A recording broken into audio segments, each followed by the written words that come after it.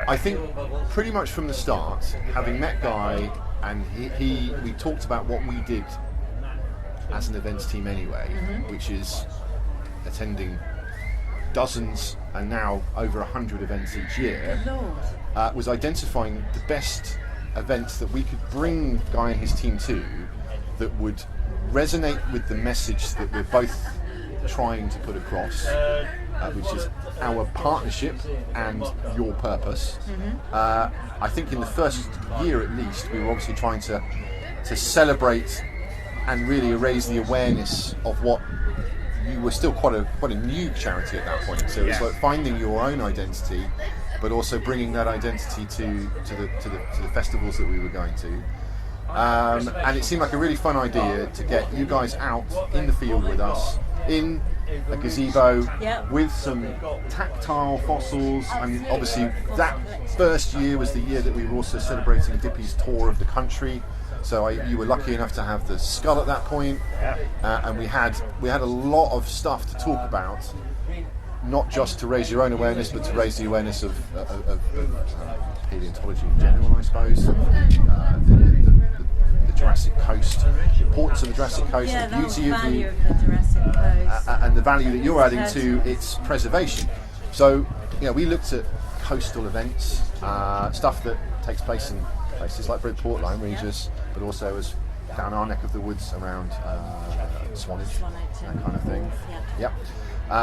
And try to find, first and foremost, I suppose, events that we could bring you to, where there was space for you to pitch up next to us, that it was going to have a good footfall, and it was worth your time. Because obviously, people volunteer their time to support you, and it's important that we find the right events to send your guys to. Otherwise, there's no point of being at an event that's too small, it isn't getting the footfall, and you're not maximising your time or your volunteers' time. But it's really nice to develop that synergy as well between the Jurassic Coast and the Purbeck Ice Cream and the Jurassic range that we've got. And the ice creams that we launched when the range was first launched. So those ice creams that we were first going out and selling were the Purbeck Rocks, the Ammonite Bites.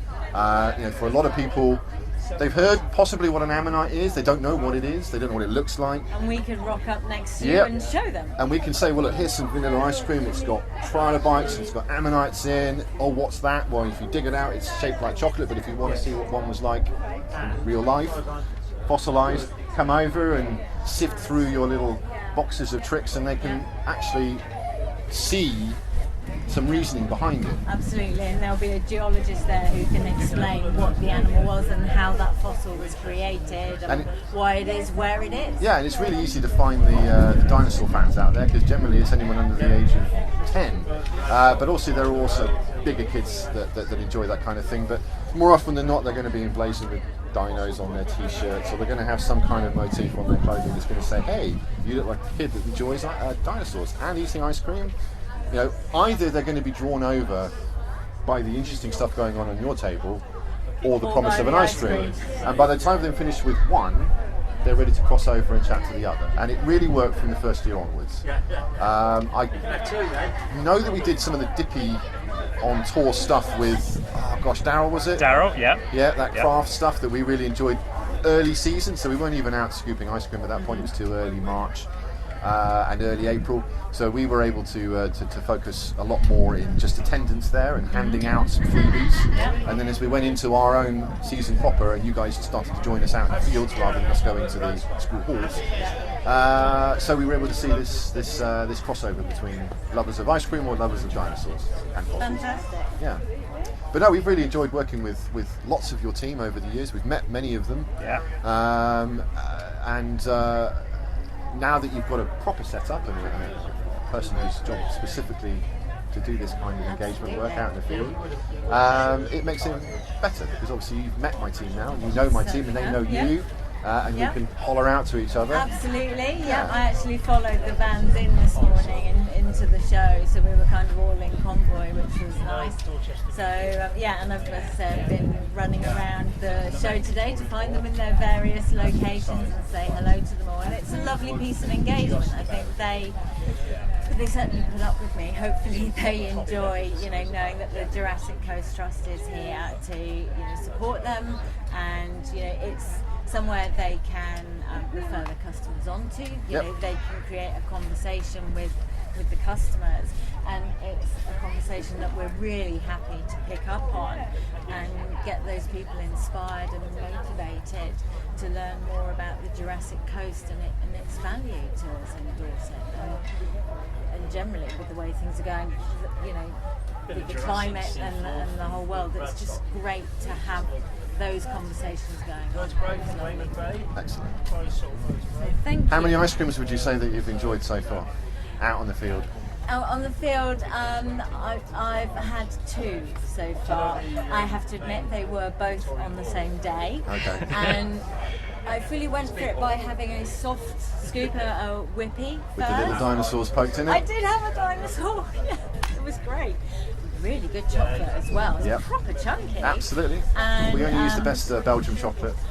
It's got to be good. There's no point putting something cheap and nasty into it was great. Yeah. And then I went back later for the proper scoop, berries and clotted cream. One of my favourites. And it was lush, really lovely. So yeah, I'm loving the relationship as well. It's great.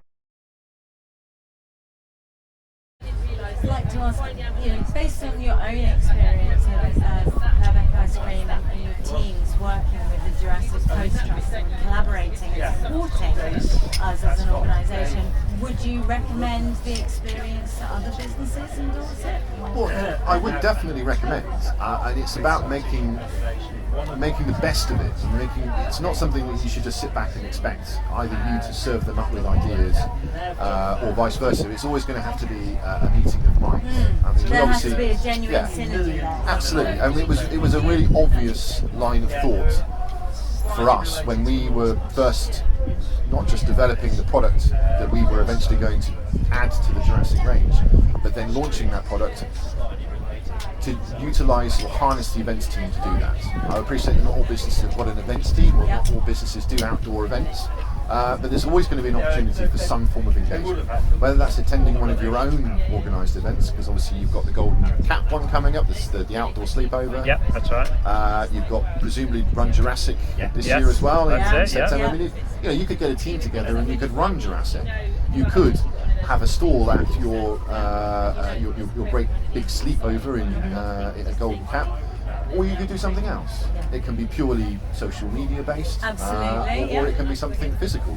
But I totally recommend harnessing people's natural love and interest in fossils if you can do it. So if it's something that is physically present rather than virtual, something that can be tactile, something that you guys can turn up at. Something that's very tangible. Absolutely, yeah. It's all the better. But I totally recommend it. We've got a great deal of value out of it, and hence that's why we've been working with you guys for so many years now. And long may that continue. Yeah, I hope so too. I'm looking forward to it continuing, and I think it's exciting about what the future holds, really. What developments there can be.